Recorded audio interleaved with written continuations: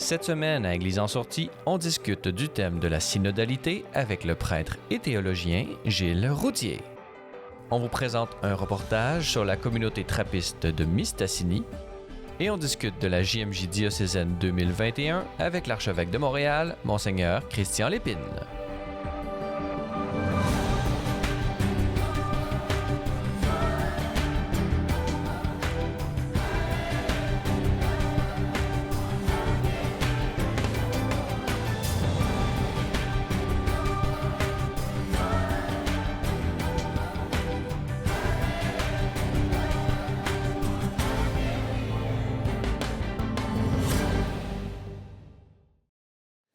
Bonjour et bienvenue à Église en sortie. Aujourd'hui à l'émission, nous allons d'abord parler du synode des évêques sur la synodalité qui nous attend en 2023. Et pour en discuter, nous avons avec nous par visioconférence l'abbé Gilles Routhier. Bonjour.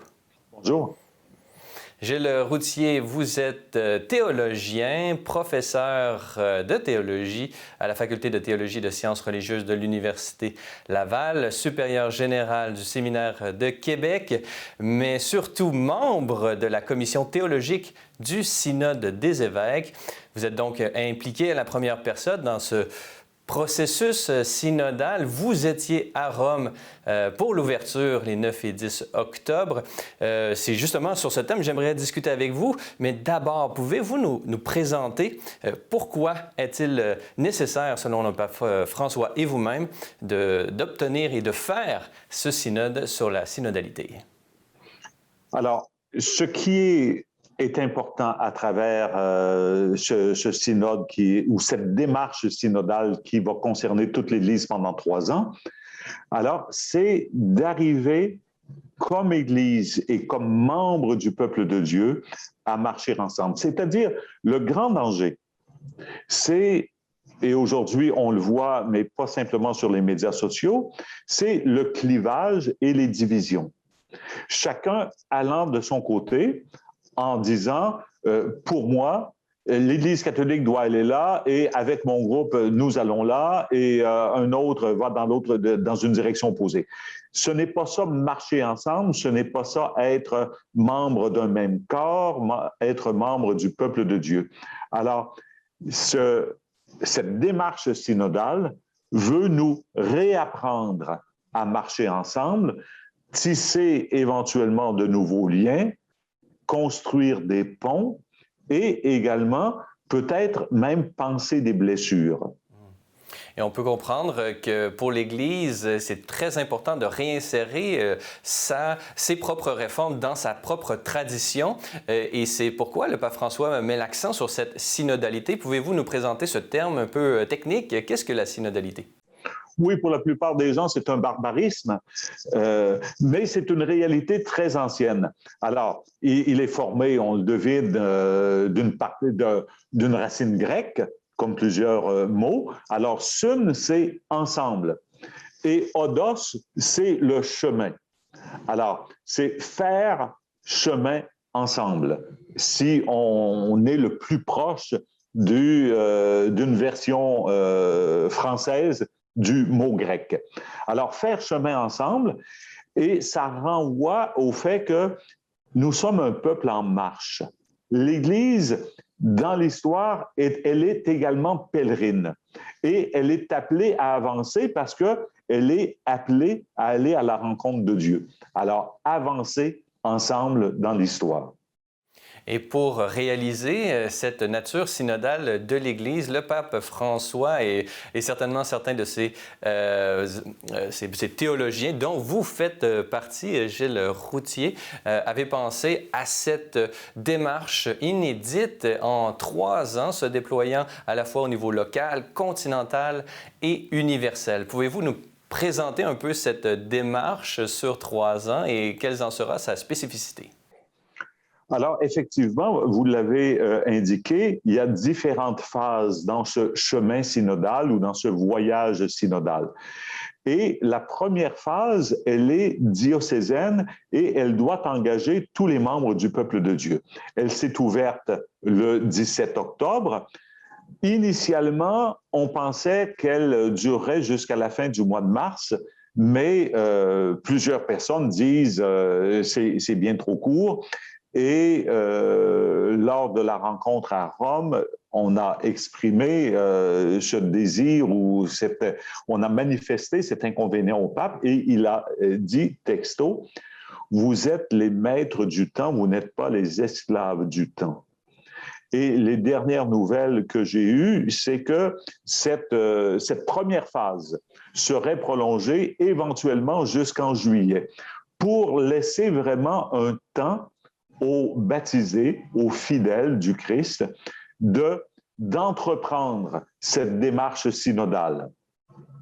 Et elle sera suivie par un moment, une synthèse qui viendrait de tous les diocèses au niveau de la conférence épiscopale au plan continental et finalement cette marche ensemble, puisque les évêques ne sont pas indépendants ou séparés du peuple de Dieu, mais comme le pape l'a déjà dit, ils sont parfois au milieu des brebis, parfois en arrière, parfois en avant, mais ils sont liés à leur peuple.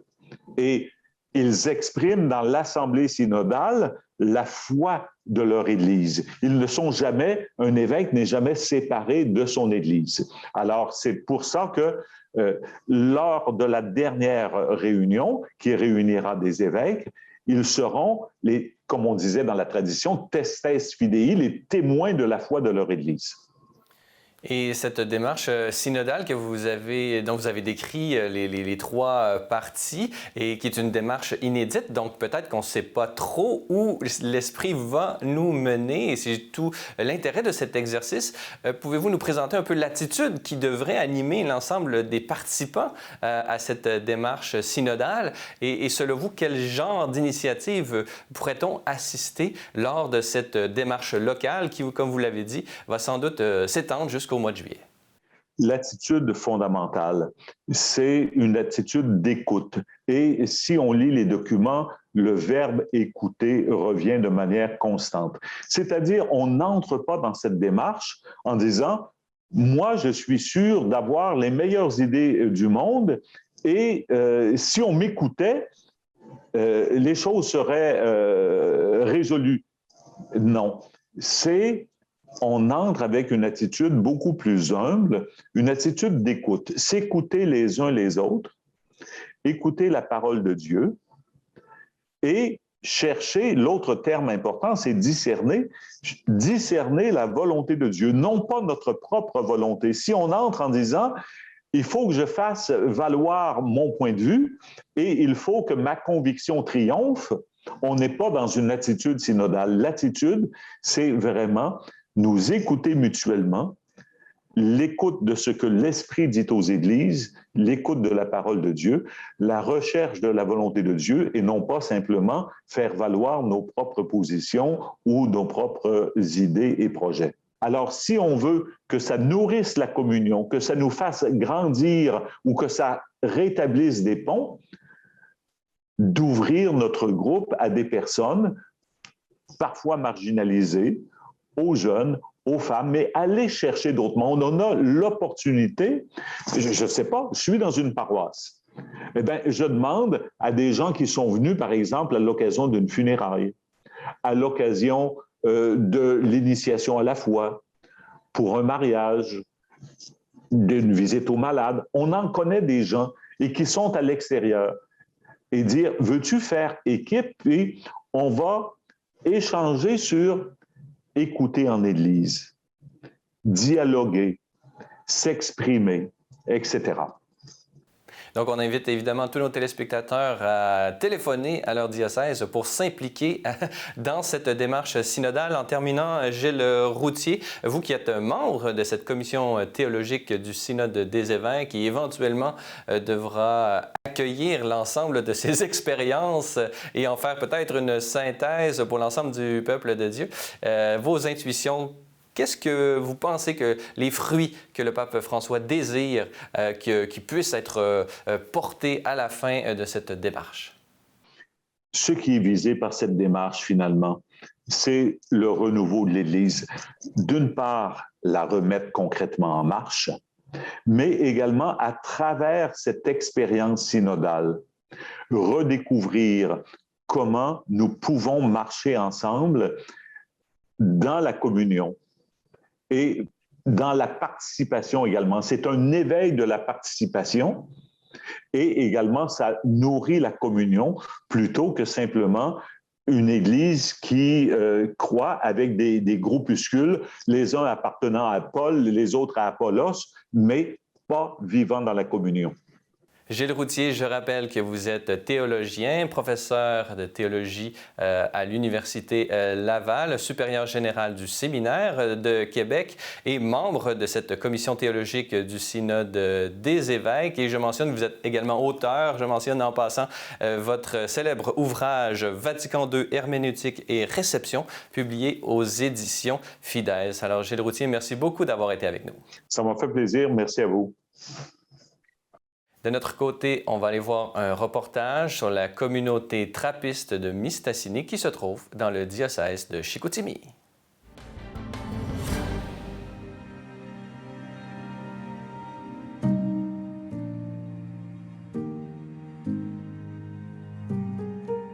Clément Charbonneau. Je suis le père abbé de la communauté. Le monastère de Mistassini a été fondé en 1892 par des moines venus d'Oka. Dans la tradition cistercienne de notre ordre, les monastères sont habituellement fondés par une communauté qui envoie des moines dans un nouveau lieu. Donc en 1892, à peine 12 ans après la fondation d'Oka, il y a 4 moines qui sont arrivés ici à la demande de l'évêque de Chicoutimi et du gouvernement du Québec. Donc, l'idée, c'était que les colons viennent s'établir autour du monastère. Le gouvernement avait eu l'expérience avec Oka, qui avait beaucoup développé l'agriculture. Donc, l'idée, c'est un petit peu ça, développer le territoire. Et très vite, les gens sont venus s'installer autour du monastère. Ils ont créé ce qu'on a appelé le village des pères.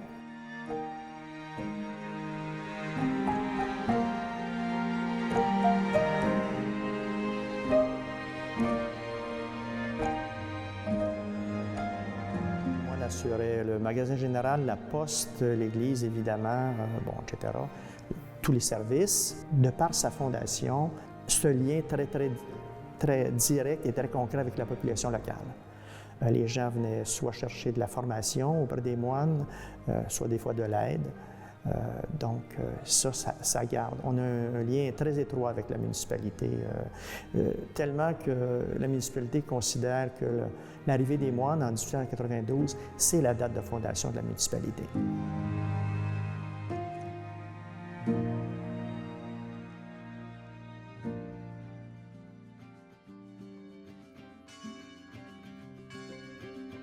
La spiritualité monastique de la tradition bénédictine, donc ça vaut pour les bénédictins, ça vaut pour nous, c'est d'avoir une vie communautaire à ce niveau-là.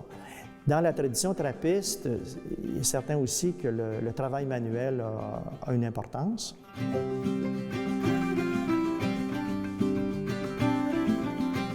La chocolaterie a été fondée en 1939, non pas comme une chocolaterie, mais comme une confiserie.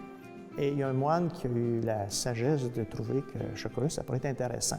Donc, on a commencé à faire ce qu'ils appelaient des fantaisies de Pâques et on commençait à distribuer à l'extérieur. Et de là est née vraiment la chocolaterie. On a abandonné la partie confiserie et aussi la chocolaterie, depuis une dizaine d'années, a pris beaucoup d'ampleur. Donc, ce qui fait que maintenant, c'est un rythme beaucoup plus soutenu. La chocolaterie, comme les entreprises qu'on a, comme on avait la ferme ou d'autres éléments à l'époque, ça assure aux frères le travail, mais aussi le gagne-pain. Et ça permet aussi d'aider les différents organismes et les gens autour, dans la mesure du possible.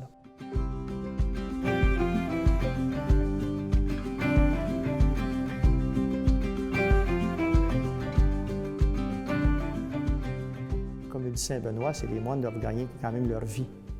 Les moines ne vivent pas de monde et tout ça. Ça fait partie de notre spiritualité, ça fait partie de notre type de vie, de vraiment travailler pour gagner notre pain. Les gens perçoivent les produits monastiques comme quelque chose de peut-être plus authentique ou plus... On n'essaie pas de rogner sur la qualité. Donc, je pense que ça, c'est ce qui fait la force. Et ce qu'on essaie aussi, puis je pense que c'est réussi, de garder la chocolaterie actuelle, même si elle est administrée par des laïcs, mais tout en gardant cet esprit-là, et je pense que l'administration actuelle le comprend bien.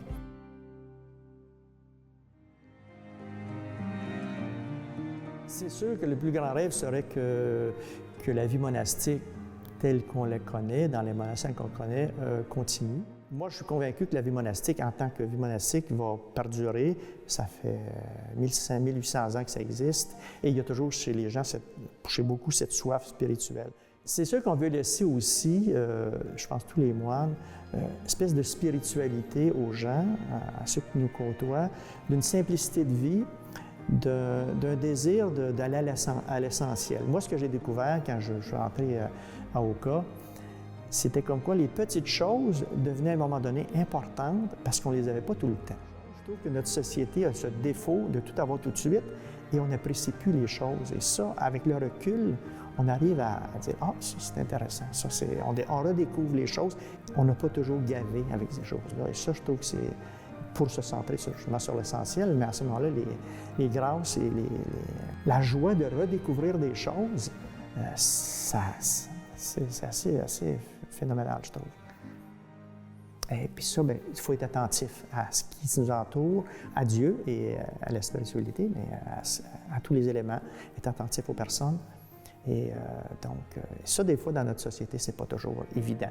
Peut-être que la pandémie aura permis à beaucoup de découvrir ça, que la simplicité, finalement, c'est peut-être pas si bête.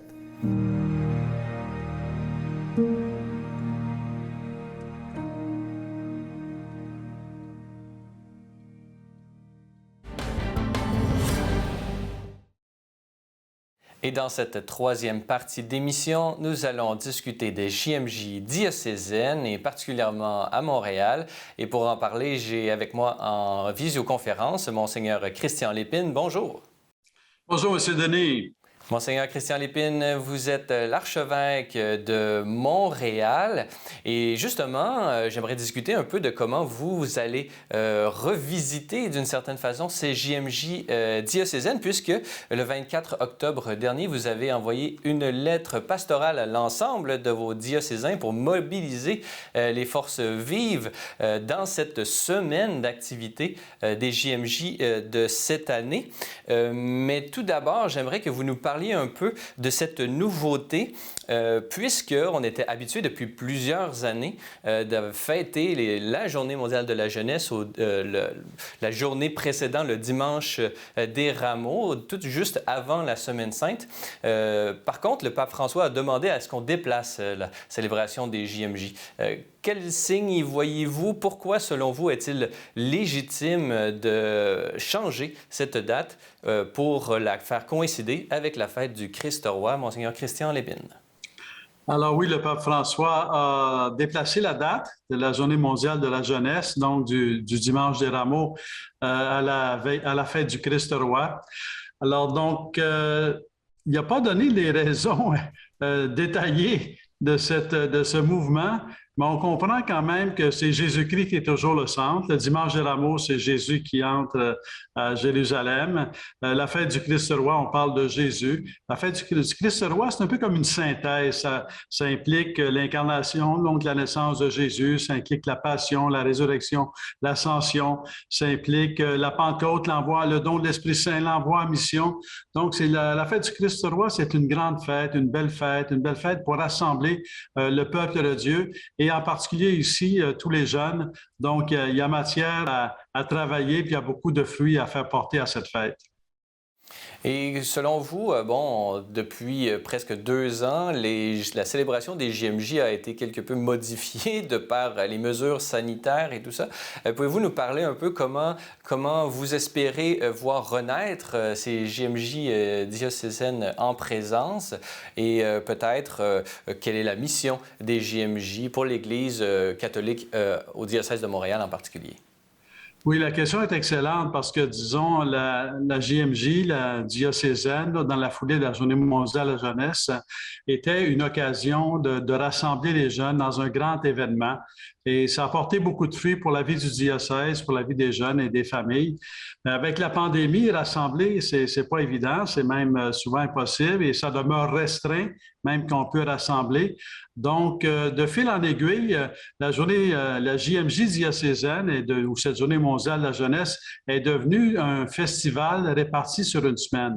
Ça permet d'avoir une variété d'activités qui attirent des jeunes intéressés à une ou l'autre sans inviter tout le monde en même temps.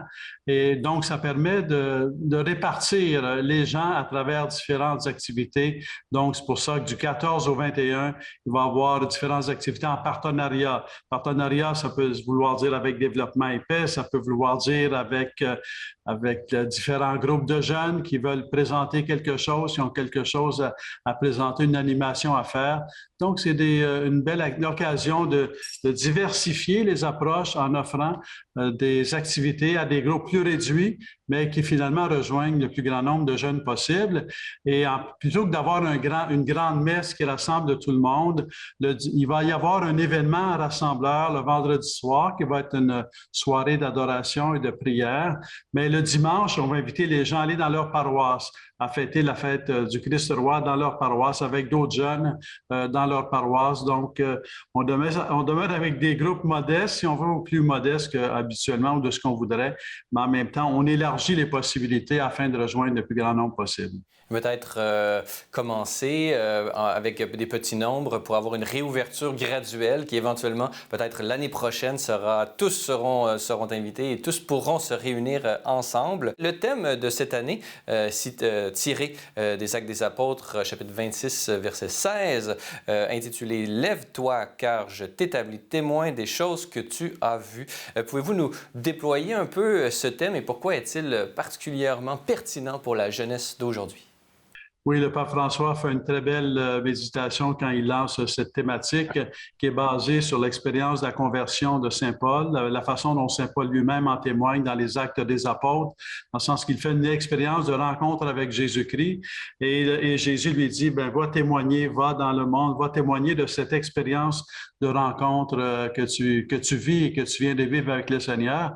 Alors donc, c'est un appel pour les jeunes à reconsidérer, à revisiter leur expérience de foi, de visiter comment Jésus-Christ, présent dans leur vie, vient transformer leur vie, rendre capable de pardon, rendre capable d'écoute, de partage, rendre capable d'espérance. Donc, Jésus-Christ, on ne peut pas rencontrer Jésus-Christ, on ne peut pas croire, on ne peut pas prier sans que ça vienne toucher notre cœur, transformer notre vie. Et à partir de là, on est appelé à en témoigner parce que faisant l'expérience combien Jésus-Christ enrichit notre vie, on ne veut pas garder ça pour nous comme un secret sur lequel on se replierait. On veut partager cette annonce de Jésus-Christ à toute l'humanité, à tous les gens autour de nous. Dans votre diocèse, l'archidiocèse de Montréal, vous avez une belle équipe qui, à temps plein, s'occupe des jeunes et cherche des moyens pour la rejoindre et lui offrir une place dans cette vie ecclésiale. Cette année, nous vivons une première année d'un processus synodal qui va se déployer jusqu'en 2023.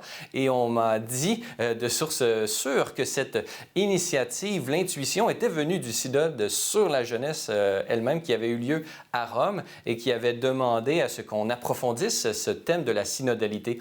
Vous, Monseigneur Christian Lépine, quelles sont vos intuitions sur la place de la jeunesse dans l'Église autour de ce thème de la synodalité? Oui, la jeunesse, pendant cette pandémie, les gens réfléchissent sur leur vie, les gens revisitent leur vie. Il y a de grandes décisions qui se prennent dans ce temps de pandémie. On pourrait dire, je vais attendre la fin de la pandémie, puis après, je vais prendre une décision. Non, pendant la pandémie, les gens continuent de penser. Je dirais qu'une soif de Dieu qui se manifeste dans les cœurs ou qui était déjà là, mais qu'on ne savait pas toujours on a soif d'absolu, mais on ne sait pas toujours que c'est une soif de Dieu. Alors donc, à travers la JMJ, la Mission Jeunesse Montréal, dans le diocèse de Montréal, à chaque année, cherche des pistes pour inviter les gens à rencontrer Jésus-Christ et inviter à partager cette rencontre avec Jésus-Christ. Et donc, ça demeure une dynamique synodale. Le pape François lui-même, lorsqu'il parle du synode, il en parle à beaucoup d'endroits dans son pontificat. Par exemple, à un moment donné, dans une lettre au peuple de Dieu, il va dire une approche synodale, la synodalité, c'est se centrer sur Jésus. Ailleurs, il va parler de l'Esprit Saint, et ailleurs, il va parler des apôtres. Ailleurs, il va parler des disciples. Ailleurs, il va parler de la foule, c'est-à-dire du monde dans lequel on vit avec sa diversité, sa connaissance ou son éloignement ou non de la foi ou de Jésus. Et donc, tout ça, c'est déjà présent dans la dynamique d'une pastorale jeunesse parce qu'on pense à ceux qu'on voit, mais on pense aussi à ceux qu'on ne voit pas ou qu'on ne connaît pas. Donc, de penser à tout le monde, de rencontrer tout le monde, d'inviter tout le monde à un contact avec Jésus, mais aussi à se rencontrer les uns les autres dans une dynamique fraternelle, parce qu'on sait qu'un des fruits de la JMJ, c'est que les jeunes voyaient qu'ils n'étaient pas seuls à avoir la foi. Souvent, dans leur milieu, ils ont l'impression d'être seuls à avoir la foi. Là, avec d'autres jeunes, dans un rassemblement JMJ, ils découvrent qu'ils ne sont pas seuls à avoir la foi. Alors, ça vient les encourager, ça vient les fortifier. Et cette expérience, donc, ils vivent déjà la synodalité à travers cette expérience de Journée mondiale de la jeunesse. Et l'Église, je dirais, universelle en profite. Puis en même temps, on implique, on accueille et on invite la jeunesse à participer pleinement à cette dynamique synodale. On sait que l'agenda d'un archevêque d'un grand diocèse comme celui de Montréal laisse peu de temps pour rencontrer les gens en particulier, puisqu'il y a énormément de personnes impliquées. Mais quand même, vous avez personnellement voulu rencontrer les individus à plusieurs reprises. Notamment récemment, vous avez reçu des jeunes à la cathédrale Marie-Reine du Monde pour parler de Jésus-Christ. Qui est-il et qu'est-ce qu'il a à dire dans la vie concrète des jeunes d'aujourd'hui? Donc, vous avez une bonne connaissance justement de cette jeunesse catholique et peut-être des gens plus éloignés. Quelles sont les grandes aspirations du cœur des jeunes d'aujourd'hui et comment Jésus-Christ peut-il répondre à ces grandes aspirations? Oui, la question est excellente parce que le jeune est là avec ses soifs, sa recherche, sa quête. Mais aussi, Jésus-Christ vient à la rencontre du jeune. Et le jeune, souvent, il pense à Jésus-Christ ou il entend parler de Jésus-Christ. Mais quand il rencontre Jésus-Christ, il découvre que Jésus-Christ vient répondre, je dirais, à sa soif de donner un sens à sa vie. Je dirais, à sa soif d'avoir une raison non seulement de vivre, mais aussi d'aimer. Et non seulement de vivre et d'aimer, mais d'avoir une raison de donner sa vie. Donc, Jésus-Christ vient à la fois rejoindre le jeune, mais aussi le faire grandir dans cette quête de vie et dans cette quête d'amour. Et pour tous ceux qui voudraient participer aux différentes activités organisées par l'archidiocèse de Montréal, que ce soit cette veillée de prière au Christ-Roi ou au festival d'adolescents ou même aux messes dominicales du Christ-Roi un peu partout disséminées à travers votre diocèse, nous invitons bien évidemment nos téléspectateurs à se rendre sur votre site web du diocèse de Montréal à l'adresse qui apparaît en ce moment même au bas de l'écran. Monseigneur Christian Lépine, je rappelle que vous êtes l'archevêque de Montréal et l'initiateur de cette JMJ diocésaine qui aura lieu cette semaine. Les activités sont maintenant lancées depuis hier. Alors, merci beaucoup d'avoir été avec nous. Mission Jeunesse Montréal. Voilà, c'est tout pour aujourd'hui. Merci beaucoup d'avoir été avec nous. Notez que vous retrouverez l'ensemble de nos émissions sur notre site Internet au www.slmedia.org/fr. Vous retrouverez l'ensemble de nos émissions. Sur ce, je vous souhaite une très bonne soirée à notre antenne.